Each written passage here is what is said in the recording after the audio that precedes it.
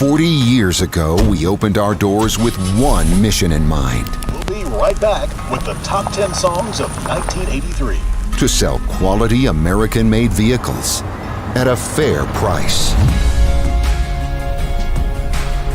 You have arrived. Santa! And we've loved every minute of the ride. Celebrating 40 years of Two Rivers Ford.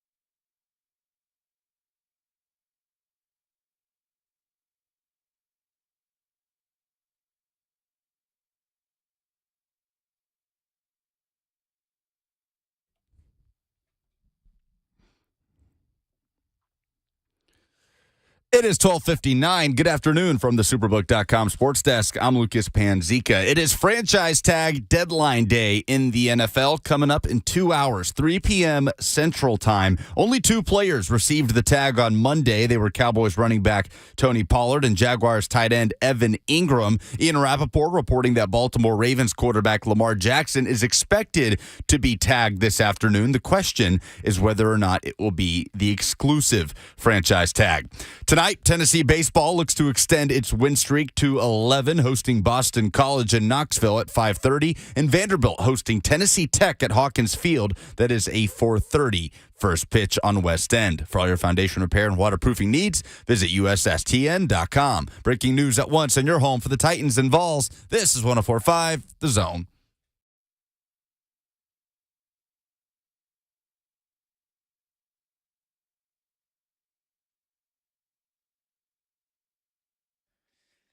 What's going on, everybody? Happy, what is today? Tuesday. Tomorrow is the SEC tournament, so today has to be Tuesday. Welcome into Blaine and Mickey.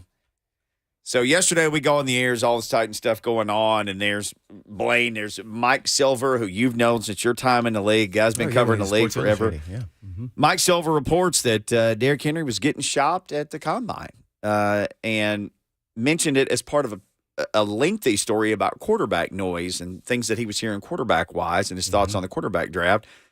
Then he just kind of dropped it in. Derrick Henry being shopped along with a couple other big-name players. Well, today, Jonathan Jones of CBS, and it's funny, I don't know if I could pick that guy out of a crowd. Like if you said Mike Silver, I know exactly who Mike Silver is, right? No doubt, yeah. Mm-hmm. Rich Eisen, any number of people, if you're like, oh, it's this guy who said it, I think, oh, Field Yates. This guy, Jonathan Jones, sometimes he'll say things. He's with CBS Sports, so our guy DeJani, we could probably get the lowdown on him. But occasionally, Jonathan Jones will get a pretty big nugget and put it out there. Mm-hmm. Well, his big nugget today was that Derrick Henry's not getting shopped. Mm-hmm. He's not getting shopped. So, this is, like I said before, this is the season of lies. Yes, it is. So you can't decipher, Lucas, if you're listening this time, you can't decipher who is actually telling the truth. So, Lucas, since you know the media, where is Jonathan Jones getting his information, and where is Mike Silver, who has a long reputation, not to say his information is right? So how do you take that, being that you're in the media, and perceive that? Because I don't know the chronological order how things are supposed to be. We have no clue. Right. See? No clue earlier. Mike Silver clarified in his report that his information was from current general managers. Yep. Right, he did. Uh-huh. Didn't say which ones or how many, Right. but They're not going to do that. Yeah. yeah. Other than that, no, we have no idea. Right. So you would assume that current general managers are telling this. Now, they could be telling him, let's say, a fib. What do you expect? What do you think of that? I don't know. So when I start hearing conflicting reports, so then I say, let's go to maybe the source of where this all started and what would be their hidden agenda to tell the truth or tell a fib. And we can just say lies because it's the season of lies. So is there some motivation behind those GMs? That's why I always want to know, who are these people? And I don't ever want to hear, well, some GMs and I can't reveal my sources. Well, they may have a hidden agenda and may not be telling the actual truth. They may be trying to leverage that for something else or for a better deal or to get that player. I have no idea. So that's always interesting. I'm glad you brought that up because so then take that. I always call it when they're talking and they're looking at you from the left, look the other way. Look the other way because that means they're trying to hide. That's what this world is built on. Somebody says something on TV, you may want to think about what their agenda is because everybody's having an agenda in the world, not just sports. Great example is sports to tell you how everything works. So, people aren't going to always tell you the truth. Even, let's just say in a whole different industry, super smart people. Why? Because then you could become as rich as them. Yeah. See, so that's how this thing works. So until you go through that whole process, do you know, I need to sit back and just watch this and see how much of this is actually true. So I have no idea, getting to the end and conclusion of this, who's actually telling the truth. Here, I could give you a scenario to make me believe both sides of it. Heard Derrick Henry on Bussin' with the Boys. I think he said that he wouldn't be shocked if he was traded. You want to find that, Lucas? You have time, I'm sure. Yeah, he wouldn't be shocked. He said, I know this is going to blow up and go everywhere, but I wouldn't be shocked if I get traded or something. Who knows? You got it? Let's go. I mean, they might want to get me out of here. You just never know. Anything can happen. I'm 29. I'm up in age. What happened with this year, and they might want to go young. You just never know. They might.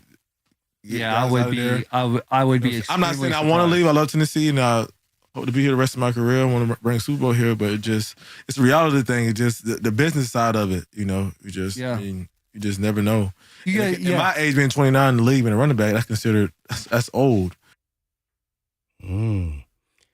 So, how do you guys perceive what he just said? And then I'll tell you what I heard. You, Mickey, what do you think? Well, we mentioned Super Bowl, which I thought was interesting. Meaning, you could always trade me somewhere really good where I could go win a Super Bowl, or play a contending team, I right? sure love it here, but I am 29, and gosh, what if they just traded me somewhere I could win a Super Bowl? It's kind of what I heard. Okay. How'd you take it, Luke? I kind of took it for exactly what it was. Yeah, I want to be here, but, anything can happen. I take it as him understanding the situation. See now, that's exactly, I could take either side of that. Here's how I'm going to perceive it, and I could be totally wrong. I think my time is up here, and if they traded me, I wouldn't be mad. Just make sure I go to a contending team. Because here's why I think it's more that than the other side of it. Because the real true athlete, and he is the elite, is going to say, first thing that's come out of his mouth as a competitor, if they trade me, they better watch out when we play them. That's the first thing that's going to come out of his mouth because I'm going to put a whooping on them just like I did all the teams that we play. That is what make great players great. You trade me, they better think about them playing me. Yeah. And then you go into that line of what he said. I think Derrick Henry wants to be traded. That's what I heard out of that. And he wouldn't be upset. And by the way, he's a pro's pro, and he wouldn't be scrubbing his thing and all of that. Maybe to make room after he's on another team, but not because of there's talk about trade. So this is when people start understanding the business side of the National Football League. He laid it all out there for you. He don't need to lay it out. He knows the rules. And the rules are when you get 29 and you're a running back, you are old. And guess what the teams are trying to do? Make sure they beat you to the punch. Yeah. Beat you to the punch means we let you go, even if that's 1 year early, a la Darrell Casey, before you start that downward tick. That's how the business of the NFL works. Unfortunately, the business side means you have no emotional attachment to the actual player, a la not like the fans. So that's why it's all about business. And you are treated not as a human being, you're treated as a commodity. Right. So you are a piece. And if it's going to help the team, the overall team, to be better, then it doesn't matter who you are. And I've seen them all from the organization, from high to low, from Warren Moon, McNair, Eddie Jar. We can go down the list of the elite players. That's why I always say once the GM changed, that sped up the process. Mm-hmm. Anybody is open to trade. Not to say they will be, but I believe they're shopping him just to see what he's worth. And everybody who keeps saying, like, Derrick Henry is some, guy from Mars, there's a part of him that is. But he's not untouchable. And the team won't fall apart if Derrick Henry is there, as I told y'all when he messed with his foot. Mm-hmm. They still made it the number 1 seed, didn't they? 9 games missed. The running back is the piece of, then they go, oh, Tannehill will be nothing. They got to get rid of Tannehill if they get rid of Henry. Absolutely does not mean that. Now, on the trade market, Tannehill has more value. I'll tell you that right now. Not a better player at his position, but he has more value because the position is more valuable. And by the way, he's a pretty good top 20 quarterback. So this is kind of interesting. Now, I don't think they'll trade him, but anybody can be traded at this point in time. Anybody that's of value. So that's, as I'm going to say again, as I've said for 2 months now, Bayer, Jeffrey Simmons, all the guys that bring a lot of value. Henry, Tannehill, anybody. I mean, granted, only Burks brings value, but he's still young. So they wouldn't do that. They got him on a rookie contract. Mm-hmm. Business. They're getting him on the cheap. See, so I think, as fans, when you're in the big markets, that's why players talk about big markets. They've already been through all this. The Phillies, the New Yorks, they understand all that. Granted, you love the player, but hey, if we can get something better to help the whole group of the team and get multiple players, that always wins out. Then winning always wins out too. So it's going to be an interesting little ride here because something could happen or nothing could happen. I think people get all in their feelings about stuff like this. No question. And there can be a trade rumor or scenario, and you can tweet out about it, and you immediately get extremely emotional responses from people. But when you hear one reporter says Derrick Henry's on the trade block, I talked to general managers, they're open for business for Derrick Henry. Then Jonathan Jones, and somebody tweeted this and said, like, he's a host for CBS. He does a bunch of different stuff. I know who he is. Anyway, Jonathan Jones had said he's not on the trade block. I think it goes back to not what you said today or yesterday or a week ago or 2 weeks ago. It's what you've been saying forever. If you were on, especially when a new GM comes in, that means the clock changes for everybody. And you didn't make the playoffs. And you didn't make the playoffs. You lost 7 straight. Not rookie contract guys, but anybody else that has value is shoppable. All of them, everybody, right? Yeah. They're all shoppable at this point. Yeah.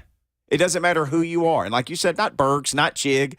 They got them for nothing. They're under control for 4 or 5 or 6 years, depending on what round. And if you ever franchise them or whatever you did. Cheap employment. Mm-hmm. Cheap employment. That's the whole league is built on a handful of superstars, and then the rest of the dudes being cheap employment. Mm-hmm. It's why you look at most of the teams who were in the playoffs this year, quarterback on a rookie deal. Look at Philadelphia. They can pay A.J. all the money in the world because they're not paying Jalen Hurts anything. Nothing. Peanuts on a dollar considering, where he's at in his career and where they think he can potentially go. if he stays halfway healthy, doesn't miss as many games. And by the way, the 9 games that he missed, they still was the number 1 seed and they went to the playoffs. That's when I learned that A.J. Brown was more important to this team than the actual running back, who was the best player on the team. And that's why I didn't think it was going to be a big deal that Derrick Henry was injured. And we saw that they still won, and Foreman was formidable. He wasn't Derrick Henry, but he was formidable. And they did it somewhat by committee, but mostly by Foreman. Mm-hmm. So that's when you learned how this team could still win without the king. And I think that opened the window for them saying, this was interesting. Down the road, then they say, well, let's see, is this the time to make the transition or is it? So I hope it's not, but I wouldn't be surprised. But they better get somebody in there that's star-studded, another star stud. I can't, just think back now over the years with the Titans. They were always must-watch by one individual player at least. Mm-hmm. Then we can just look at running backs. Let's go Henry, CJ 2K, and Eddie George. Let's just go down there. People come to see them. That's what I was coming to see them.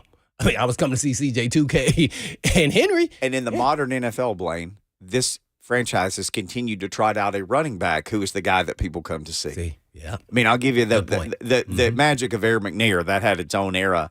But for the most part, the whole time they've been here, since Air's been gone especially, people only come to see the running back. I mean, that's so if Henry's not on the team, who you guys coming? Well, who you going to see, Lucas? I didn't see Robin. Who would you come and see? They have to get more players, and you have to trust the organization that they will, if that does happen, that they'll get player or players that'll be must-watch TV. Maybe he's not on the team. Right, exactly. I think that's a good. I think that's a proper road to go down. I think they want it to be Burks. He got a long way to go, man. So I think it may be a guy like Lucas said who is not currently on the team. If they clear it all out, if Rand makes that his first move, that would be a blockbuster. Varthon. Ooh, yeah, he would be Varthon. A lot of people would be hollering Farthon. All right. It is time for the SEC basketball tournament. We'll dribble down to Bridgestone. We'll talk to Blake Lovell next. Don't worry, we'll pick this other discussion up later, including what caught your attention, all that coming up. And Coach Mack, we are packed today in this 2-hour extravaganza.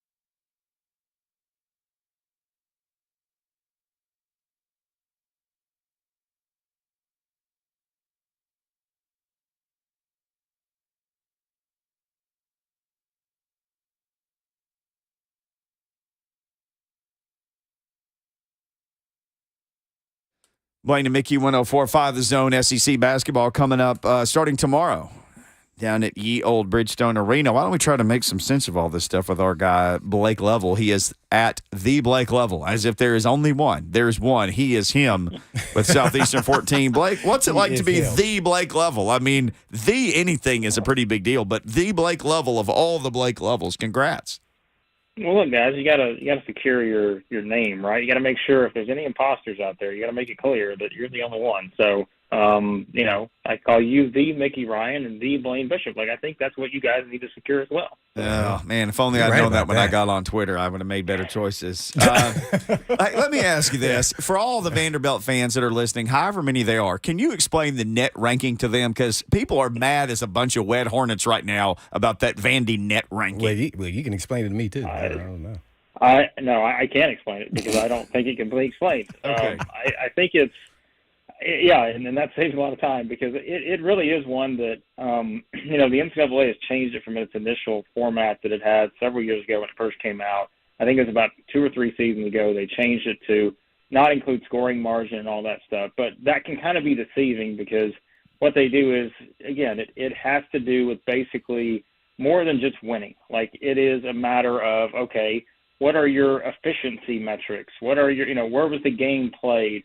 All that kind of stuff. And so when you factor all that in, I can't make sense of why Vanderbilt is still number 82.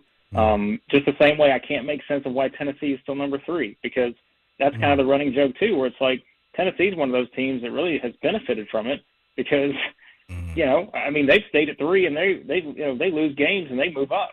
And so it's just kind of one of those things that it really is hard to explain. But as I say, guys, the net is just one little tiny part of the process. It's not the end-all, be-all. And so I don't think Vanderbilt fans should focus too much on that, but it is something that the NCAA committee uses. What do you think Vandy needs to do? If you're Jerry Stackhouse and you're sitting there with your team right now in the locker room, what are you telling them they need to do in your mind to make the tournament? I think the only way to feel safe is to win the tournament at this point. And I would have had a different answer 2 days ago, but this is what I think we have to remember when we get to this point, is this changes by the hour. Now that there are conference tournaments being played everywhere, all the power conference tournaments are going to be played this week, and games start in the middle of the day, right? So it's like literally by the hour, their spot is going to change based on what happens to a team near them, front or behind. Like, what's going to happen? Like, do those teams win? Do they lose? Then it becomes that guessing game of what is the committee going to value the most this year? And we don't know the answer to that because I think it changes every year. And so I think Vanderbilt is a perfect case of what are they going to value the most. And the fact is we don't know. So if you don't know, then I think if you're Jerry Stackhouse, your only option is to win the tournament. Now, 2 days ago, guys, if you asked me the question, I said the way it was shaping up then, I thought if they could just beat Georgia, LSU, and beat Kentucky, they'd have a legitimate shot. Now, it probably would be in a Dayton first 4 in type scenario, or last 4 in type scenario, but I thought they had a better shot. As things have happened around them, teams like Penn State winning, some other things not really going their way, I just think that maybe they drop back a little bit more right now. So maybe it's 3 or win it all. That's probably the best scenario at this point. Ooh, man, Blake Lovell just starting out of the gates here with some big stuff. At the Blake Lovell, Southeastern 14, you can catch all his work there. Listen to it just this morning, the podcast. Well, naturally, I have to talk about Tennessee and the expectations for the SEC tournament. And, what are those? And is this a team you can trust, especially now without Ziegler? What were your thoughts on how they played without him? And then what are your expectations for the SEC tournament for UT? Yeah, honestly, like Blaine, I kind of use this phrase with Tennessee now, and it's not a phrase that I'm going to use in like a manner to knock them, but I think they're kind of a wild card because it's like, what are you going to get from them? Because I don't know. We have a 2-game sample size basically of what they look like without Zakai Ziegler. And, obviously the first part of that, they, rallied and beat Arkansas, a team that's also had its struggles. We can't ignore that. And then they go to Auburn and lose a hard-fought game there where it was basically a must-win for Auburn. And so I don't think that's the worst, 1-1 combination in the world without Ziegler. They didn't look that bad when you put all those 2 games together. But it's just the same thing. And I know you've talked about this one. It's offensively, what's going to happen? when they find themselves, let's say, in one of those positions where they haven't scored for 3 or 4 minutes. And let's say they're playing a team that's making shots. Does the defense have to just be flawless if Tennessee's going to make that deep run? Or, with the fact that they have Josiah Jordan-James back, that they have Julian Phillips back, Tyreek Keys back, can they make up for that and still be able to make that run? Because defensively, it's still there. You're just missing what I think is their best defensive player, although you could argue Vescovi is right there with Ziegler too, I think. But they are the wild card. But I think they have a nice path to get to Alabama in the semifinals. It's just, can they put it all together to make that run beyond the SEC tournament and the NCAA tournament? I don't know that I fully have the answer to that. Well, if you had to get a team, under the radar team that you wouldn't be shocked if, they had a couple upsets and maybe even made it to the championship in the SEC tournament, who would that team or teams be? Well, I think the winner of that Auburn-Arkansas game is very interesting because I think that whole part of the bracket where you got A&M as the 2, the winner plays Auburn or Arkansas. Again, if you look at both those teams, I think we could all say that they were more disappointing than we thought they would be, but they still have the talent, I think, to win multiple games, in an SEC tournament type setting. So I can't say I'd be surprised if one of those two teams were to go in and beat A&M on Friday, because we see it before, right? The team that gets hot on Thursday goes and plays the team that's been sitting on Friday and just starts to make that run. So I couldn't say I'd be shocked if either one of them get there, and then it's a matter of, are you playing Kentucky or are you playing Vanderbilt? And quite honestly, guys, I'd put Vanderbilt in the same category. The more I look at Vanderbilt, we can find, all the excuses to say, well, they don't have Liam Robbins now. How are they going to do this? Well, I just saw them beat Kentucky at Kentucky and Mississippi State at home without him. And so I think they're a hard team to pick against, even in what you guys know is going to be Rupp South, basically, at Bridgestone on Friday. It's going to be all kinds of Kentucky fans there. We know that. But I still think Vanderbilt's a team I would not just completely discount, even without their best player, just because this team has put it all together, even without Liam Robbins these past couple games. And so I would keep an eye on that Arkansas-Auburn winner and Vanderbilt, because I think the bottom part of the bracket is going to produce the most chaos versus probably the top of it, where Alabama, Missouri, and Tennessee are at. Well, Blake, we're with Blake Lovell. I guess give us your bold prediction. What teams play in the championship, and then who wins it? Yeah, this is probably a boring pick, but I'm going to go Alabama and Kentucky. I'm going to pick them to meet in the championship because I think all the elements, again, are there. I worry, like I said, for Kentucky against Vanderbilt, but I think Kentucky would match up in that setting well with an A&M, an Auburn, or an Arkansas, just given, where they're at. So I'm going to go Alabama, Kentucky. And look, guys, I know Alabama has not played necessarily well the past 4 games. And again, this is kind of an easy, a boring choice, but they've still been the best team through 30-something games this season. And I think they've got the best player. And in that kind of spot, I like the way their bracket sits up there at the top. So I'll pick Alabama to kind of right the ship here a little bit and go strongly into perhaps the number 1 overall seed in the NCAA tournament. Well, one more, and hopefully this will be an easier question. That is, Big Blue Nation or Big Orange? Who has the most fans there this weekend? You give me the side. That's a tough one, too. It is a tough one because we've seen those before, right, where you have those sessions where both Tennessee and Kentucky are playing the same session. Now, luckily, you wouldn't get that, of course, until the championship in this scenario because they're on opposite ends of the bracket. But I guess you get it in the semifinals. But I do think, Blaine, it's going to be kind of split. And I know, again, that's kind of a cop-out answer, but we have seen a lot of Tennessee fans get in there, even when people think it's going to be all Kentucky. Because remember this, too, guys. Don't forget this, okay, about the tournament. There's been 4 different winners the past 4 times we have an SEC tournament. Remember, it used to be Kentucky every year. Yeah. There's been 4 different teams that have won this thing in the last 4. So that will make it a lot more fun, I think, to see all this fan support that'll be here. We're on with Blake Lovell, who covers all SEC.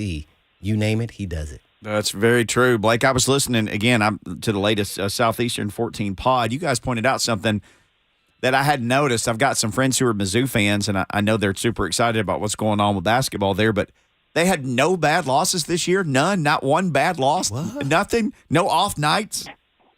Hey, listen, Missouri is one of I think, guys, it's either, I'm not going to stick to this number, but I think it's like 5 or 6 teams in the country that does not have, and we talk about the net rankings and the quadrants and all that, they are one of only 5 or 6 teams, I believe, which Alabama's in there, I think Kansas is in there, I can't remember who else, but that do not have a loss. Like of the 4 quadrants, they don't have a quad 2, quad 3, or quad 4 loss. All their losses are to basically the best teams on their schedule. Now, they've beaten 5 of those teams too. So, I mean, yeah, so here's something else. When we go into Selection Sunday, this is what I said earlier about what is the committee going to value this year. Is it going to be how many good wins you have? Is it going to be avoiding bad losses? Because that's where the Vanderbilt discussion comes back in. Are they just going to knock a Vanderbilt who has started to rack up a lot of good wins? Are they just getting knocked so much for the fact that they had a couple bad losses? Because Missouri is a team that doesn't. And yet there are people that have Missouri projected like it's a 9 or 10 seed. When you look at their resume and their record, that doesn't fit.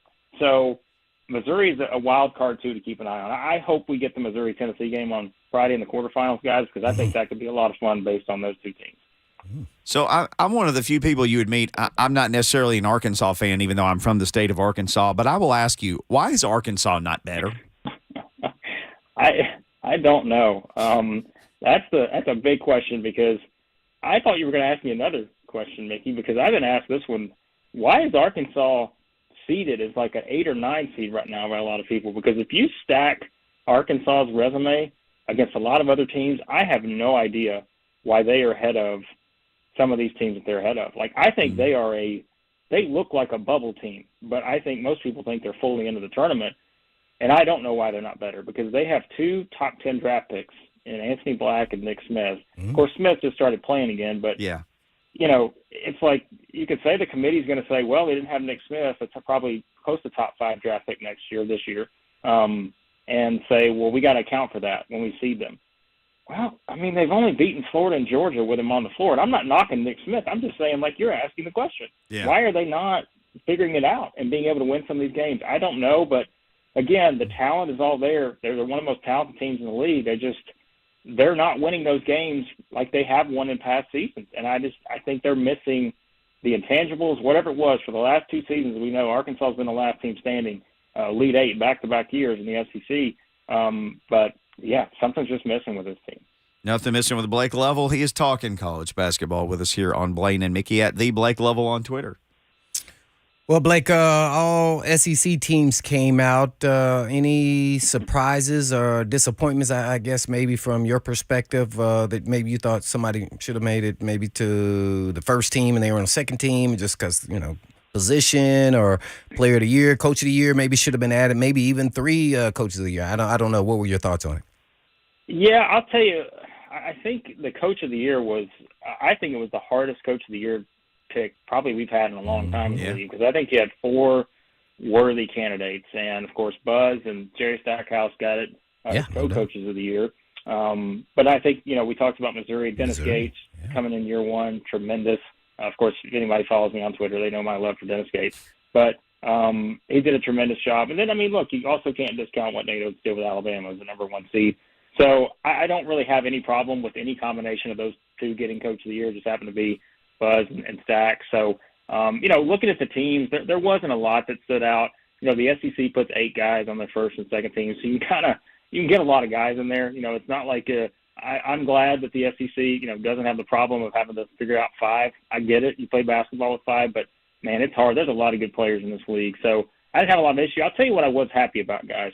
I'm happy that Liam Robbins got the love that he deserved, even for, you know, being out with injuries this year, to win the Defensive Player of the Year in the league, to be a first-team All-SEC guy. I'm glad that was recognized, because I don't think people realize that he may be the 2nd or 3rd best player in this league. And, of course, you group Brandon Miller and Oscar Tshiebwe in there. Yeah. Honestly, guys, when you look at just the impact he has on a game, I'm glad he got rewarded for that, because he has been one of the best players in the league. And, again, one of the reasons Vanderbilt has kind of got in position to this point, just for what he's brought to that team. So, well, we're on with Blake Lovell, covers all SEC. I guess lastly then, you just named, I guess, 3 guys that should have probably, you know, were in contention for, you know, SEC Player of the Year. Do you think any of those players will have a possibility to be National Player of the Year? I think Miller is probably right there. Now, of course, you know, Zach Edey, you know, for Purdue and guys like that are going to be right there at the top 2. But I mean, again, I think if you just look at the production, it may be those two guys that it comes down to, because if we're just talking the guys who have been the most impactful this season for their team on the court, I just, you look at what he's achieved, and again, you look at what Purdue's done this year with Edey. So, it's not funny, but like, think about Oscar Tshiebwe and still the ridiculous numbers he puts up, yet he may be the second best player in the league just because of how good Miller has been, for Alabama this season. So, but yet Tshiebwe can put up 20 and 20 any night, and he probably belongs in the discussion too. So, all right, lastly, got to ask you a football question. Never asked you a football question. That is from Tennessee. From Tennessee, naturally, who will be, easy question, the first player from Tennessee drafted in this year's draft? Oh, doesn't mean you love that player. It just means this guy's going to be the first one taken off the board from Tennessee. Oh my goodness. You got Wright, you got Hyatt, you got Tillman, you got there's some guys. I don't know, but I think it's. I tell you, Hyatt's a guy I am really looking forward to seeing at the next level. I don't know who you guys would pick, but I'm really excited about Hyatt. I'm not going to lie to you. When you see, I know you see Blaine, like just the skill that's there last season and what he can put together. I think he's going to have a great. I don't know where he winds up in the draft, but I hope he does well, because I think he's going to have a great NFL career. So I don't know who it's going to be. Put me on the spot. I don't know. You just told us it's going to be Hyatt. I think I think there's a great possibility. Yeah, I do too. Great call. There you have it. Blake Lovell giving us the football knowledge as well. Blake, good stuff, man. We'll be down at Bridgestone later this week, so look us up and come say hey up on the concourse, man. We'd love to hang out with you a little bit. No, for sure. Look forward to seeing you guys. Thanks as always. Yes, sir. Appreciate At the Blake Lovell, Southeastern 14. You can find them on Twitter, on the internet. Fantastic stuff. Caught their latest pod today. And Chris and Lee. Loved every minute of it. Yeah, that's right. Him and Chris Lee just breaking it down. Boy, did they break it down. Good info. You'll love it. All right, when we come back, it's time to tell you what caught our attention. And I don't get too fired up about stuff, but some of y'all got. And Blaine tried to warn you, and that caught my attention. And that's coming up next.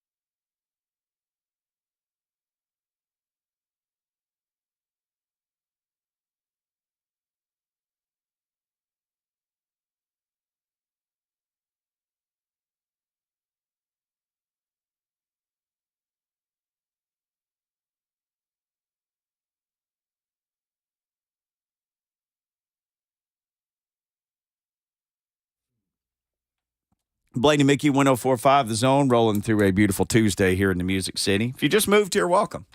100 people move here a day. I think that's what they say. Oh. So welcome to you and the other 99 of you. Thanks for listening. Oh, they all moved in with Lucas in his neighborhood, or his apartment. I heard you had like 15 roommates. But it's over a Buck 5-year window. is expert at hyperbole. No, just kidding. I did at one time have 4 roommates. That's as many roommates as I've ever had in my life. Man, you are collecting that moolah, man. This is not man. a 4-bedroom Is it place, Airbnb, or you just it's bunk beds. It's like a barracks situation. In college, it was basically a barracks situation. I lived in like the Harry Potter room upstairs of our decrepit Fort Sanders house in Knoxville. Okay. And we did have someone live on a couch for a semester. I've lived in some pretty decrepit spots when I was your age college days. as well. Oh man, I lived on a pull-out couch. I didn't even pull it out half the time. That's important. Yeah, it's important to live in squalor for periods of your life. It gives you perspective, 100%. Absolutely. Well, it was some of only the for greatest times summers, ever. So I knew it was temporary, but boy, that was tough sledding. There's no such thing as a comfortable pull-out couch. Like that doesn't exist. Just sleep on the couch. Yeah. Don't pull the metal thing out and sleep on it. The frame is so thin you can see through it, or the mattress, and it's just laying over metal poles. Just sleep on the couch. Yeah. The couch is better. It's always better. Just take my word for it, kids. Take my word for this. What caught my attention? I don't ever go first. I'm going first today. Yeah, ooh, stepping up to the plate. I don't ever go first. I'm going first. Oh, you want to be number one. You're number one in our heart. Lane has been talking about the season of lies for a long time. If you listen to the show regularly, you should understand it is the season of lies. Well, what is it about lies? It's no different than an April Fool's joke or fake Twitter accounts that get you. It's not real. Why are y'all getting so mad about why are y'all all getting got by everything that comes out? Every rumor, stop getting got by everything. They're not going to try anything. That's just, don't get so mad. You're getting got in the season of lies. That continues to catch my attention. It's like people who get mad at fake Twitter accounts, or when you get got on the 4th, or April Fool's Day. Stop getting so upset about getting got. You got. A bunch of you got. I hate getting got, man. Come on. People got, and they got by the season of lies. Oh man, I don't know what's true or not. They got, and you don't know what's true. I mean, if you just want to save up your anger and then be mad after all the moves you're made, then get mad. But right now, getting mad about anything that Field Yates espouses or Rich Eisen's 5 things he heard at the Combine, which one of them is that Tom Brady will play this year, that he's not done. And for the team that I said he would go to Miami Miami, I Dolphins. told you, because he lives there and Tua keeps getting hurt. So stop. What does Blaine Bishop say? The Blaine phrase. Stop that.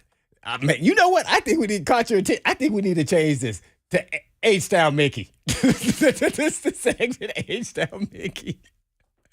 I like it. I love when you get riled up, man. You turn red. It's this red light, and I have a migraine today that is just searing through my skull. And then I got people hollering at Blaine and Mickey's Twitter account, stop tweeting this propaganda. Y'all got an agenda. No, we don't, you ding-dong. It's a season of lies. Oh, my. We're just telling you what we're hearing. Yeah, we heard it just like y'all, man. Oh, we're trying to decipher between those. Where's the Tylenol? Oh, no. Hallelujah. Holy expletive. Where's the Tylenol? Do you have something that caught your attention? If not, I'll go. Andrew Voorhees caught my attention at the Combine, USC offensive lineman. Jason Voorhees' brother? Oh, he tore his ACL, right? Tore his ACL at the Combine, but did not shut it down. In fact, came back with a big old brace around his leg and a crutch, went right up to the bench press, and cranked out 38 reps, which was a Combine high, after tearing his ACL.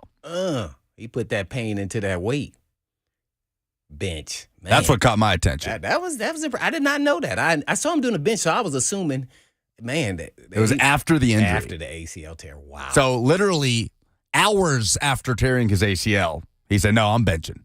And he put up a Combine high. I'm not going to walk out of here. That's like finishing a race and knowing you can't run. I'm going to walk it then. Hey, that's hard. I like that. I may draft him at the end of the draft now just for that. But there's plenty of GMs that'll love that. Yeah. Well, what caught my attention? Man, since Mickey forgot to put this on our update, I really forgot that what caught your attention. But I could run something by you guys, and what do you guys think about it? Tyson Hill, right? Y'all know him, right? From BYU. quarterback, tight end, running back, wide receiver, whatever. Taysom. I'm Taysom Hill. That's right. I said Tyson. My bad. Taysom Hill. I wrote it down right too. Taysom Hill, all around, jack of all trades, quarterback. He can do pretty much anything. Maybe not at the elite level, but he's good at all of them. Right. Well, guess what? He's played in the league 6 years to date. I think that's right. Guess how much he's made? $32 million, Lucas. That's that Lucas money, right? Mm-hmm. That he's getting from all his people renting out his apartment, right? 32 million, Tyson Hill, 6 years in the league. Not elite at any position, but just good at all of them, right? Lamar Jackson, in 5 years, has made $32 million. Oh, by the way, with an MVP. With an MVP of the entire league. And if I'm wrong on these numbers, please correct me. No, I saw it. It's $32.77 million for both. They've made the same And amount of money. What is freaking wrong with this pitcher? And they won't even pay this dude. Come on, man. And by the way, Taysom, since I pronounced his name wrong, Taysom Hill has missed games too, by the way. And he's a physical presence, man, running the ball. Everything about him is physical. So, yeah, Lamar Jackson. What happens today? Because it ends today at what time, Lucas? 3? 1 hour, 7 minutes. We will know. Franchise tag deadline. Franchise tag deadline. Exclusive or non-exclusive. So that's what caught my attention. Fair, foul, lame, or game. That is just BS. Come on, man. Let's get real here, boy. I'd be just lickety-split hot about that. Oh, if I was Lamar, if I saw what that are we tweet, doing I'd here? be so mad. I would be so mad. I'd be asking, man, what are y'all on? I'd be like, send me to the Saints and get me Taysom Hill's agent. Or just an agent, period. Yes. And the Saints literally have no money. And look at what that dude has made to just be a dude who does a bunch of different things pretty well, like Blaine said. Oh, my gosh. All right. I'm going to go find some more headache medicine. You want to jump in the mix, something that caught your attention, you can do that. 615-737-1045. Drew in North Nashville has a question for Blaine. We can get to that. Also, differing stories out there about Ryan Tannehill, and CBS Sports has suggested a trade for Ryan Tannehill. What do the Titans get in this trade? You will want to hear this next. Oh.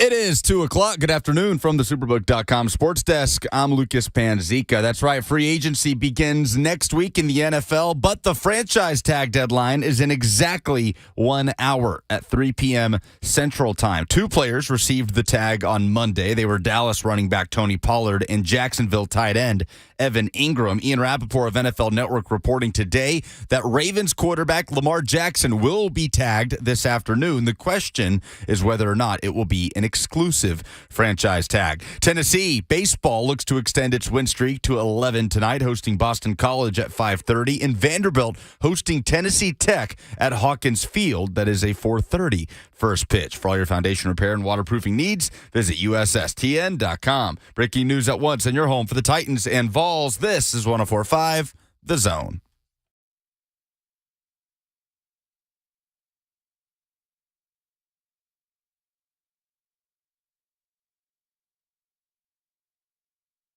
Blaine and Mickey, 104.5 The Zone. What's up? What's up, everybody? Second hour of the Tuesday show. We got Coach Mack coming up in about 20 minutes, so we'll get a combine wrap-up from Coach Mack. We got dueling reporters out there with different reports about Derrick Henry. You got Michael Silver, longtime guy now with Bally Sports, saying the Titans are shopping Derrick Henry. You have Jonathan Jones of CBS saying, no, the Titans are not shopping Derrick Henry. Ooh, man, I want to have a Twitter battle about who's right or who's wrong. Twitter battle. Ooh, that would be must watch the whole time. And the thing is, they might have both. They're not going to put out anything they weren't told. Oh no, exactly. Yeah, somebody could have been somebody's agent. Yep. Somebody could have been a source within the building of wherever they got the information. So the truth is somewhere in between. Always in the middle. And as you said, if somebody's telling you to look right, go ahead and look left. It's like magic tricks. The whole idea is to keep you occupied while they, pull the rabbit out of their pocket. Yeah, and put it in the there hat. you go. No offense, magicians, but I mean, you got to do something. So here's. I hope we get some angry magicians calling. So as soon as I said that, I thought, oh boy, phone lines are going to light up with angry magicians. I'm sorry, I'm not trying to poop on what you're doing, but they're, magic. It involves sleight of hand and magic trick.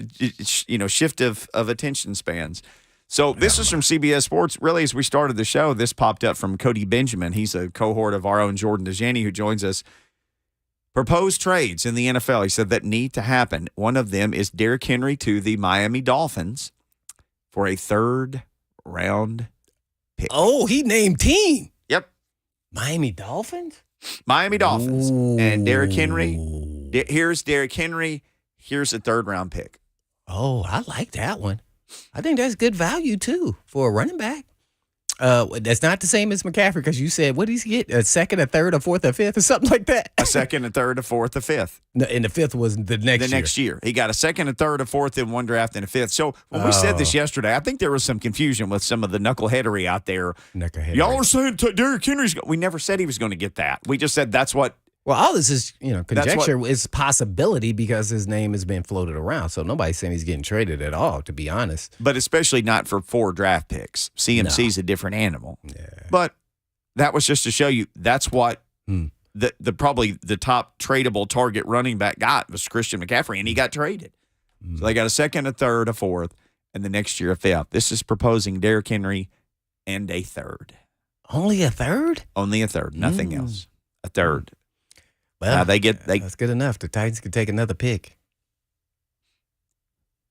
You got something to say, Lucas? Oh, we got some breaking sports news on 104.5 The Zone. Little franchise tag news as Lamar Jackson gets the non-exclusive tag from the Baltimore Ravens. I like it. Worth over $32 million, who is now permitted to sign an offer sheet with another team, Lamar is, and then Baltimore can match and decide whether to keep or trade him. All right, except the 2 first-round picks they'll get, right? 2 first-round picks. Yeah. So who all comes to the table here then? Ooh. Every quarterback-needy team, right? It's Lamar Jackson. I don't know. Who comes to the table? I'm going to go Atlanta. Do the Jets come if it falls through on the Rodgers deal? They're supposed to been talking to Aaron Rodgers now yesterday and today. Yeah. Zach Rosenblatt, who we've had on the show before that works for The Athletic, has reported that they're talking and I guess still talking. They're just posted up at a hotel ballroom somewhere, I guess, in darkness. Wow. Who else is in the market for a quarterback? It depends if they get contract. Like, are the Giants even in this game too? If they don't sign Daniel Jones, what's he asking for? In the neighborhood of 40, 45. Oh, I thought it was 45. 45. To me, he should be asking for somewhere there about with Geno Smith. They should be around, about 35, man. I mean, you can't have a 1 year and after you got a body of work of 4 years and all of a sudden you have a great year out contract here and you think you're going to get $45 million, one of the highest paid quarterbacks. I can't do it, man. Can't do it. 35, bro. And then, they even guaranteed, I think, Geno Smith 52 in the first year through some other avenues in a contract. But overall, 3 year, 105 is really 30. Yeah, I can't. I mean, just imagine this. Aaron Rodgers, they're going to go down the list of highest paid quarterback. It's going to say like Aaron Rodgers, then it's going to jump down to like Kirk Cousins, Daniel Jones. Come on, man. Are we really serious here? Read the room. Is that what you're saying to Daniel Jones and his agent? Man, I don't care. I'll be like, hey, man, that's what the market is. I don't care about no market. No, he is not that dude like that. He's a good player, and he showed it with good coaching. But 45? Dude, man, how about 35? And we keep it coming, and you'll be here, and we'll guarantee the entire contract. I'll do something like that than giving him $45 million. We want you here, but I can't give you 45. Aaron Rodgers, y'all know what his guaranteed salary is this year? 50, I'm guessing. It's like almost 60, right? 58? Yeah. 59 and a half. Yeah. Oh, my gosh. And most of it is all just this guaranteed balloon payment that he has to get before the season starts. Oh, so he has to, That's his guaranteed money. It's guaranteed he's going to get 59. Yeah, everybody talking about he going to retire. I'm like, he going to retire after he get this second year, this deal. That's like Lucas trying to walk away from somebody paying him extra rent. Like, come on, man. He not third, fourth, and fifth room back why would I do that? That's that. just ding dongerish. Come on, man. We can't have that, man. Yeah, he get that money. He playing. Let's take Drew's question. Drew in North Nashville. Question for Blaine, and then we'll ask the question to you guys. Would you take a number 3 for Derrick Henry from the Miami Dolphins? Drew, what you got, man? Oh, I would. Guys, I wanted to ask Blaine about Jalen Hyatt, the wide receiver out of Tennessee, who kind of ran away from defensive backs pretty good this year. Won the Biletnikoff. But how do you see him performing in the NFL? It's a different world. No question about it. I still think he'll have success. His comparable, and that's what the NFL does. They compare him, is Will Fuller. I've been saying that for a while, even when he was playing this past season. He's a fast guy, but he's not been impeded at the line. He's still going to have speed, so he's still going to be one of the faster players in games because some guys won't be able to get their hands on him. But in short quarters, short distances, I never really saw him make people miss. Let's say like on a flare route, unless he was just running straight. I'm talking about where he created his own make you miss, jitterbuggy, whoop, whoop, whoop. That's just kind of not his game. Good, solid route runner for a speed guy, though. I like that part of him. I think he'll have success in this league. I was hoping that he would run the fastest 40 time ever. So that was, and it's bad to say, but that was a disappointing that he just ran 4.40. See, isn't that crazy to say that? That's just crazy because he is that fast. So he'll have success in the league.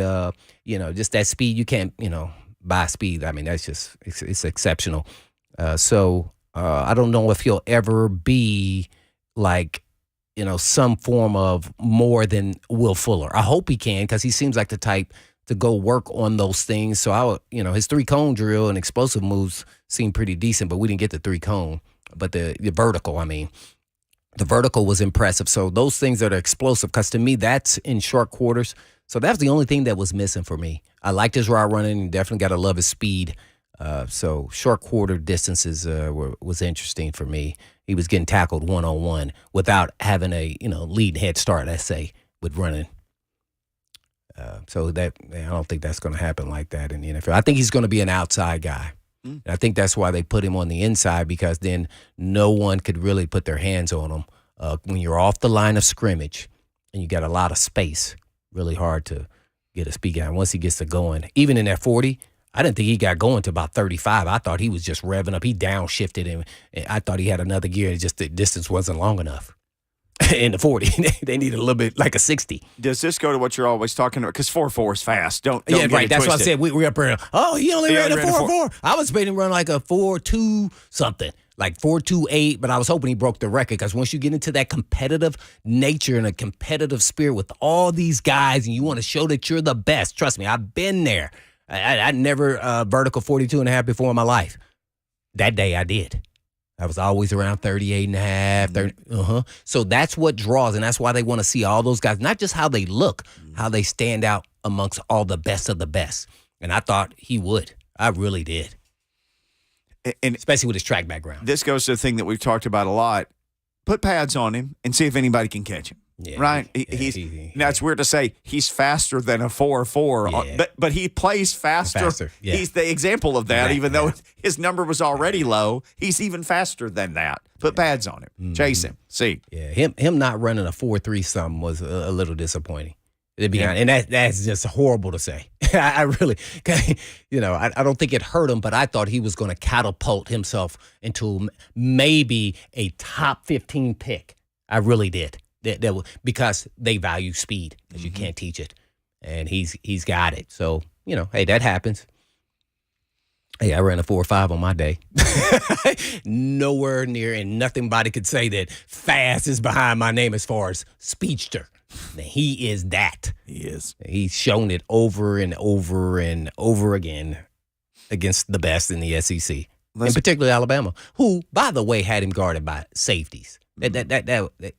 I was a little disappointed that they didn't make no adjustment there, being Nick Saban. And you he's say, a hey, DB Saban, guy. DB coach. Yeah. That was kind of, I think that was scheme. They got the scheme they wanted, and they kept taking advantage of it. What, he had like 6 catches for 200-something yards? 5 touchdowns. Oh, is that was that it? 207. Touchdowns, 207, how many catches? 6. Hey, but it's like, that was like little league number, high school numbers like that. I mean, that's not supposed to happen in college, in the SEC. Maybe it's supposed to happen when you play Central Southern technical right. state of technical Southern state of technicality. I mean, you go, but not when you play Alabama. I mean, after that happened twice, I go run down to the DB coach, and you talking about blow your head up off like Saban should have. Y'all better double this dude from here on out. Yep. Third down situation, he better be double. Somebody else better catch the ball. I want to see Tillman or whoever else is out there catch the ball. We can't let this dude just run right through it, even untouched, and just run like he's running in a 60-yard meter dash. But is it totally unfair to say that maybe that tape, it's hard to judge who he is as a player based on that tape because of just how much Tennessee was able to take advantage of that and just had him running completely free? Well, I think to your point, the NFL people are saying, well, it will never be like this. Yeah. Like, it's not fair to highlight. It's not his fault. It's not his fault. Yeah, it's not his fault. Man, it was just a horrible scheme, and they found the matchup the way they wanted it. And, that very rarely will that happen. So, but they still going to watch it and be like, ooh, you see how fast he was? And then you go, those safeties that was guarding them, they was at the combine. Mm-hmm. They were there. But a battle and somebody else, I think, even Brian Branch. Branch was the slot guy, but it was more when they got him in the matchups on the safety and they were rolling coverages that he was running like nobody was even around him. Yeah, Branch was out there, but he's kind of that nickel safety guy, kind of like was Fitzpatrick Minka was. He was kind of like that. So yeah, but he took his poison too. All right, no poison with Coach Mack. Let's get the latest from him and a combine breakdown next from our friend Coach Dave McGinnis from Titans Radio.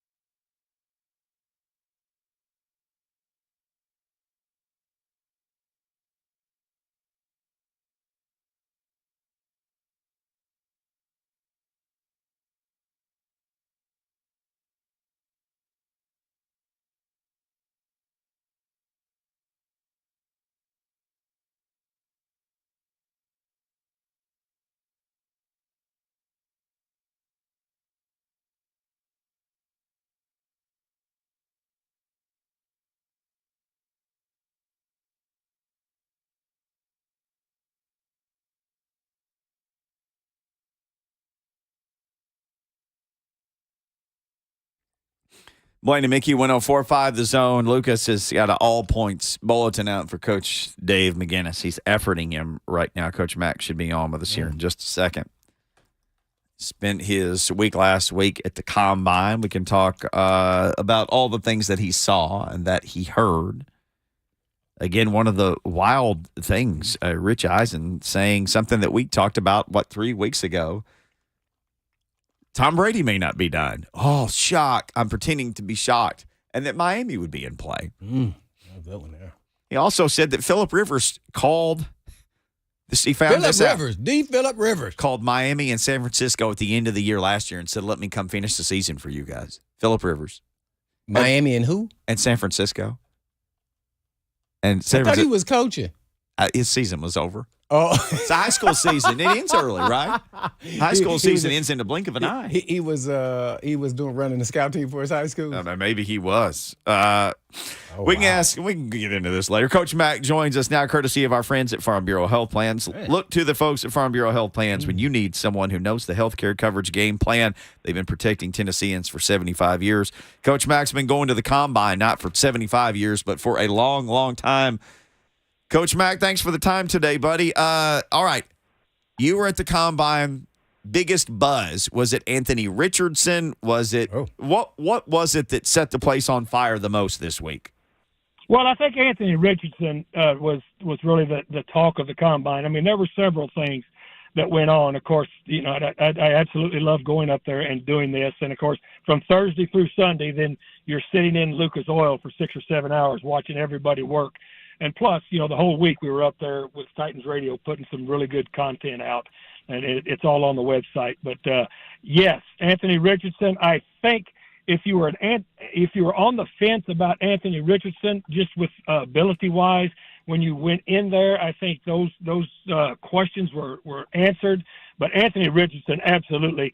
And the other thing that was a pretty big buzz up there was just the speed of the defensive backs. Mm-hmm. The defensive backs and the defensive linemen had some incredible speeds that they ran. And running the 40 is not everything, but as far as doing that there.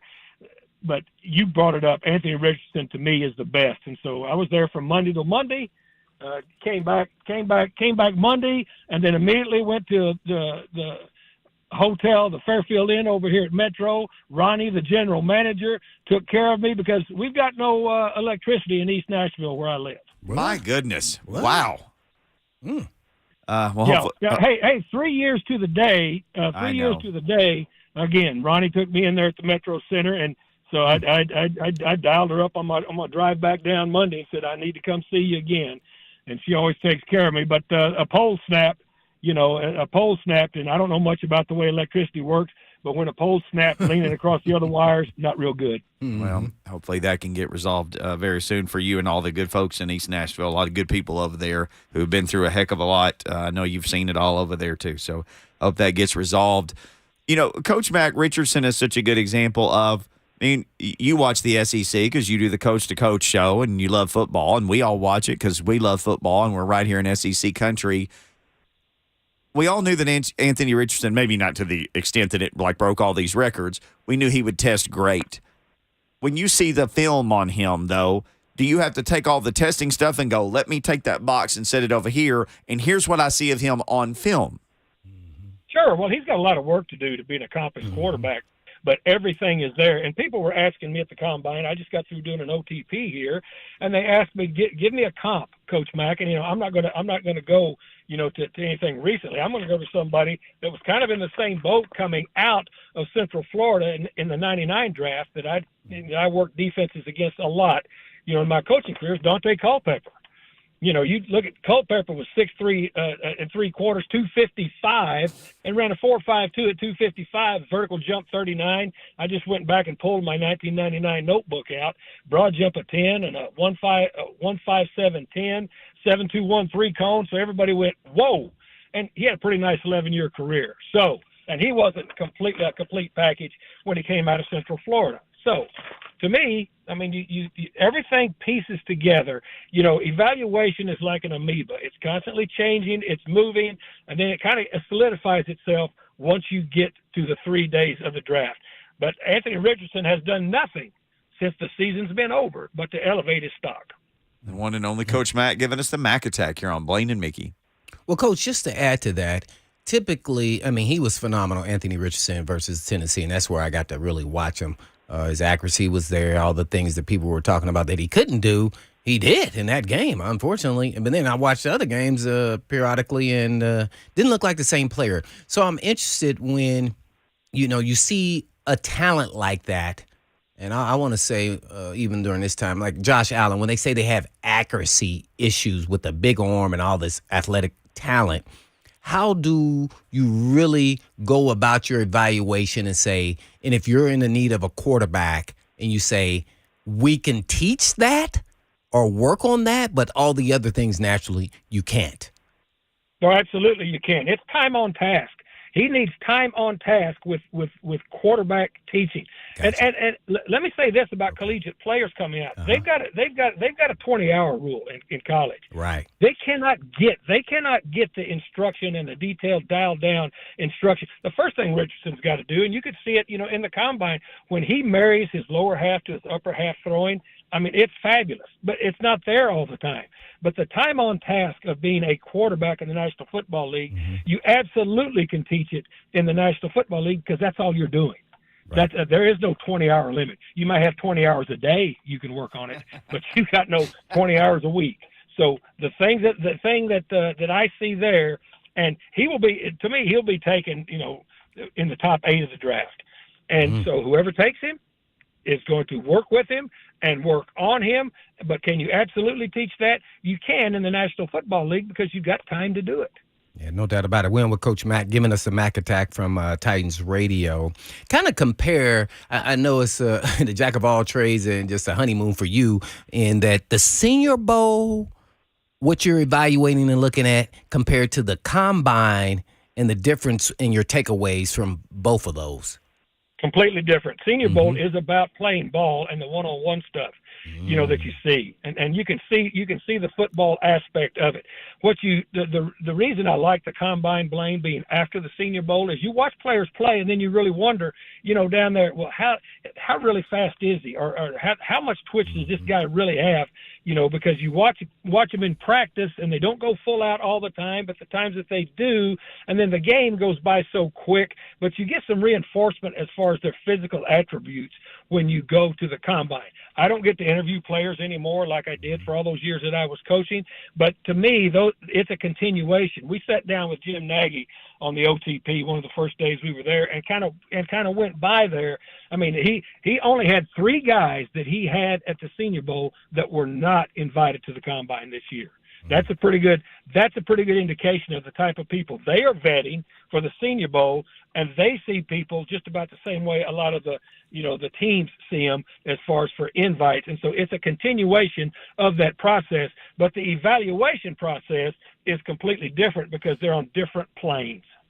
Well, naturally, you were at the Combine, but we all know there's a quarterback draft.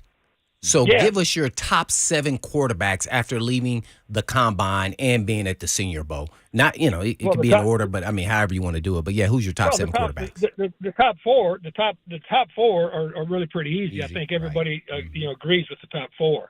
It's just Young, Stroud, Young, however you want to do it. Levis and then Richardson. Then you've got to decide. I think Hendon Hooker's number 5. Myself personally, I think Hendon Hooker is, and somebody will take him and spend the time and let him soak for a while. I think that's extremely important. But then after that, it's a toss up. Whatever you want. Who do you want? You want the player from Iowa State that looks like he might be the Purdy of this draft. I don't think Max Duggan helped himself a lot at the Combine because he was fairly inaccurate. I'll tell you a guy that had a good Combine and he seems to be forgotten, even though he's got 2 national championships, is Stetson Bennett. Yeah, I mean he ran well, he threw well. So to me, after 5, then it's fruit basket turnover, depending on what you want. There you have it with your fruit basket Mack attack from Titans Radio. So the whole thing about Skoronski, it's fascinating to me because people are like, "Oh yeah, he's great," but if he's not a tackle, just make him a guard. Where are you on Skoronski? And do you remember another player where it's like, I mean, tackle's a premium position, but go ahead and take this guy at 9, 10, 11. Just make him a guard. It's no problem. Look, it's overanalyzed. If I talked about his arm length one time there, I talked about it 25 times the whole time. And put the tape on, draft the guy, and then play him. He'll be there for 12 years, wherever, and he'll play really, really good ball for you. 6'4", 313. His arms are 32 1/4. That's what they measured. 10 hand, 5'16" in the 40. 176 in the 10, 34.5 vertical jump, 9.7 broad jump, a 7.83 cone. This is a guy that weighs 313. He benched 30 times. What's not to like? And then you put on the tape and you really like him. Don't overanalyze it. Draft him, play him. Agreed. And Blaine and I were talking about this one day. Coach, he almost has an innate sense when the ball is snapped to immediately be in his pass set or to immediately get into the guy in front of him on a run block. Blaine saw it, and I was saying, this is so funny. The thing I read about him was that same thing. He gets, as the ball goes, he is ready to go. Yeah, he beats everybody to the punch, whether he's pass blocking or run blocking. His own teammates, by the way, too. You guys are watching it right. But I mean, this guy's a ball player. I mean, he is nothing but a ball player. So draft him, plug him in, and you'll be very, very happy you have him. A lot like a guy that reminded me of, we got Blaine on right now, so I can throw this in there. There's a safety at Illinois that I really like. Oh, I love Brown. I love Brown, yeah. I love Sidney Brown. Yep. And I thought I was watching Blaine Bishop out there work out. Yeah. It's 5'10", 211, 4.47 in the 40, but 40.5 vertical, broad jump of 10-10, benched it 23 times, and he got 10 career interceptions. I don't care if you're playing flag football. 10 career interceptions are hard to come by. 6 in 2022. He just knows how to play ball. And then you start talking, he's too tight in the hips, he's too tight that. Just give him to me. Let me coach him. I love him. Yeah, I watched him at the Senior Bowl, and I loved even his cover skills. I was thoroughly impressed. I really like it. Well, him and his brother, the running back there, too, as well. Yeah. Sure, yes. Yeah, Chase Brown. Well, and it's almost like we're back in a time capsule and we're talking about David Long, who was a 6th-round pick. Watch David Long in a Power 5 conference. He's too small. He's too this. He's too that. Watch David Long. Player of the year. Why is it that people lose their mind sometimes, Coach, and just don't trust the tape on somebody, even if he's a little too little of this or a little too much of that? Well, because you've got a long time to look at these guys. And the scouts get to see them first, and the coaches come in to see them. Then you get a lot of opinions going back and forth, and then all of a sudden you say, am I sure, am I not sure? As I say, evaluation is an amoeba. It's constantly evolving and moving, and you've got to be willing to move either one way or the other with your opinion when you gather all the information. All the information is not gathered yet. It's not all gathered yet. You still got 30 visits. You still got school workouts that some of these guys are going to be leaning on. So you've got to look at it. You've got to look at it like you're trying to put together these pieces of a puzzle, but it's got to be ever evolving, and you as an evaluator have to be malleable enough to be able to either change or to move one direction or the other when you get all the information. The one and only Coach Mack giving us the Mack attack here on Blaine and Mickey. All right, Coach, give me one player on both sides of this, someone you thought you watched and you said, oh, man, they exceeded my expectations, and then someone you thought, like, hey, man, this guy's a really good player, and then you go, I don't know, based off his combine, I don't know, maybe he's not quite where I thought he would be. Lucas Van Ness is the one that I watched that I liked more than I thought I would. Yeah, remember we talked about him. Dang, he tore his ACL. Yeah, we did. Right? And this guy, and look, and you've got to look at Lucas Van Ness, and you understand that he didn't start there because that's not the way they do it at Iowa. It's old school. The older players are going to start first. So he was a sub player. But also when you really look at it and you want to start nailing down real football, he lined up in a 4-eye a lot, which means if, you're lined up head up on a tackle, you're going to play inside stuff, stunning, moving. When you see his ability, everything that he's got, and you watch him on the move out there, you go, okay, this guy, I can understand it. I can understand the reasoning. I understand it. That's where I was very malleable, looking at him, saying, "This guy's got something that you've got to like." Was it comparable? A guy that's been in the league or played in the league at some point in time. Any comparable? Yeah, I don't know. People want to compare him with Aiden Hutchinson. That just came out last year.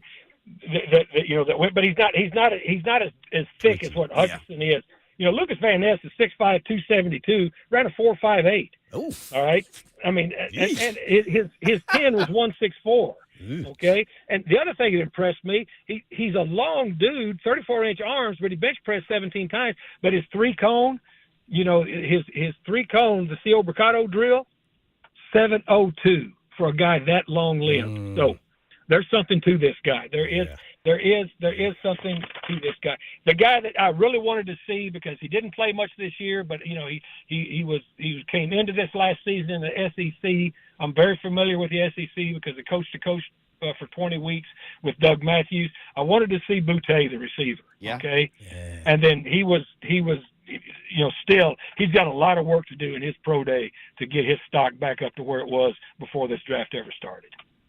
Yeah, I was definitely disappointed in the numbers too, as well as this season, because I kind of watched him even before Kelly got there, and it was like, dang, man, what happened to this guy? Did he just all of a sudden shut it down? I don't know if he thought about he was going to come out the year before or what, but yeah, he definitely was disappointing. Lastly for me is this is a season, I call it the season of lies, because only reason why, I don't know what's true or not true. So how, when you were a coach, did you take in some of these trade rumors or players that may be cut or they want you to sign that are free agents? How did you kind of look at that and manage it all to find out if it affected you, as a coach, what was actually the truth? There were no rumors because I was involved in making the decision. I was in on all the calls. I was in on all the decisions. I knew what was going on behind closed doors for a lot of years, because being a head coach and then an assistant head coach. So there were no rumors. There were no rumors to me. Well, I'm talking about from other organizations. I mean, as far as when you hear it at the combine. Well, no. If you want to know, just call them. When you can call them and say, hey, what's up? What's what? And that's the advantage of being in the league, right? That's why I don't comment on free agency at all now. I don't comment on it at all because I don't know everything that's going on, and there's no way to know unless you are involved in it. But I promise you, people in buildings that are doing this for their mortgages pay zero attention to the rumors. Right. Zero. Now, Coach, I don't know if have you guys started your free agent evaluation of the NFL players? No, I don't do free agents. Okay, yeah. I'm out of the free agent business, for a lot of reasons. But the free agency, involves so many things, and salary cap and money is the main one. When I was in charge of the cap, when I was clearing the cap, when I was in charge of a team, or I was. Then yes, but now I don't deal with free agency at all because I've got not only zero control over it, there's so many factors going into it that I don't know. Now, in my current position, when I was coaching, yes, sir. Yeah. Well, I was talking about free agents that were going to be free agents, and I was really wanting to reference if you had done any evaluation on Mike McGlinchey, the offensive tackle from San Francisco. Okay. I have not. I have not. I am not in the pro personnel business. Just college personnel coming out. Cool. Appreciate it. Coach Mack giving us the Mack attack. Coach Mack, we know you're busy, man. Thank you. We'll let you hustle back over to the hotel and get yourself straightened out. But always love talking to you on Tuesdays. And, I mean, we got so many more guys to get to ahead of the draft. Already looking forward to next week. Thank you, sir. Guys, always look forward to talking with you. We got stuff to talk about now. See you guys. All right. Appreciate it, Coach. And power guys, get Coach Mack's power on everybody in East Nashville. Let's get that. That was crazy. Let's get that power pole back up. Should have gave me a call. Franchise tag deadline is about 19 minutes away. There's something that has happened very big in that regard today. And this particular thing that is happening, you think, boy, another team may gravitate right towards this, but that team is not interested. It's a lot, right? I'll explain it all next.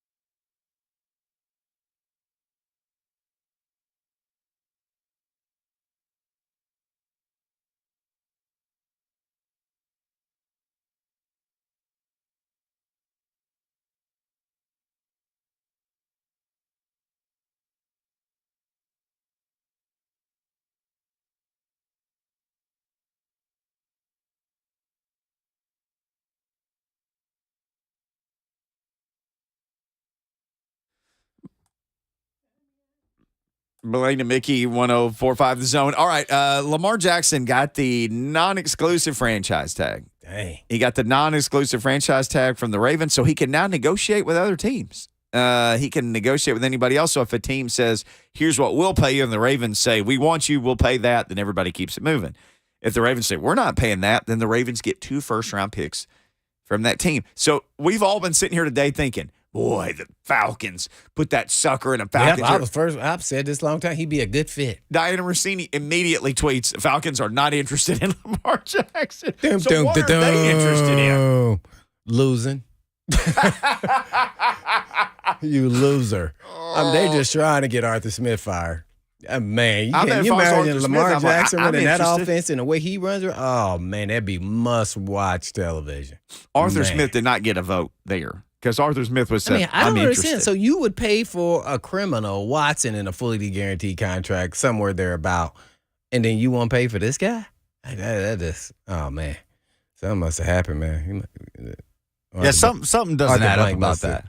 Lost some money in the market or something. So, well, I mean, come on. So Deshaun Watson is 5 for $230. So that's $46 million a year. It's all guaranteed. He will get every penny. It's like a basketball or a baseball or a hockey contract. Mm-hmm. And if you'll notice, kids, there's a theme here. It's like every other sport besides the NFL. Whatever you sign for, you get all of it. All of it. Yeah. Well, yeah, Watson's getting his. I would propose, and I'm not a negotiator as far as contracts and all the rules. I'm sure the NFLPA probably wouldn't be advocating for this if I was Lamar Jackson. Naturally, you want a fully guaranteed contract. I'm sure that's what the haggle is, and for the amount, which what Watson got, what was that, a year ago? Really, pretty much. Mm-hmm. And I would try to sell them on a short-term deal. And here's what I say, why I say that. I would go for the 3-year, $50 million a year, $150 fully guaranteed. And here's why I think you can sell that. Remember, he's negotiating his own contract, or his mom is, or someone, right? So someone in his corner. He didn't hire an agent, did he? No. Right. He, as far as we know, I believe he is his own agent. His mom was his agent in the draft process, right? Now I don't know how involved his mom still might be. Okay. So let's say he's in it. So here's what you can sell if you're Lamar Jackson. I'll just say this. Your mom would have been a good agent. Oh, I don't know. She put up with nothing. I don't know. She might have hung up on him and they never talked again. But you're not playing for that team. Yeah. No way, son. They was making up lies about you. So it's probably why Lamar got his mom out of it, too. So he's negotiating himself. So I would go for the short-term deal, and I'm sure PA wouldn't advocate for this because I think that's a win-win on both sides. Look, it's not about his ability. It's about his injury history is what they're going to use against him. Because when he plays, he is phenomenal, and he's a guy that you don't want a game plan when you're a defensive coordinator, defensive player. He can run and throw. He can do everything. So you say, give me a 3-year, you guys win. Now you can work on your long-term range for another quarterback after I leave after 3 years. So 3 years, 150, $50 million a year, guarantee that. Because I think the guaranteed money, when you start getting into $50 million a year for a 5-6 year deal, they go, we're not guaranteeing this entire contract. Mm-hmm. We're just not going to do it. You're not going to get the Watson. We're not going to set the standard. We're not going to do what the Cleveland Browns did. And they're just not. And he's got MVP and everything else behind his name. So you try to see that and then see where they're at. And then guess what?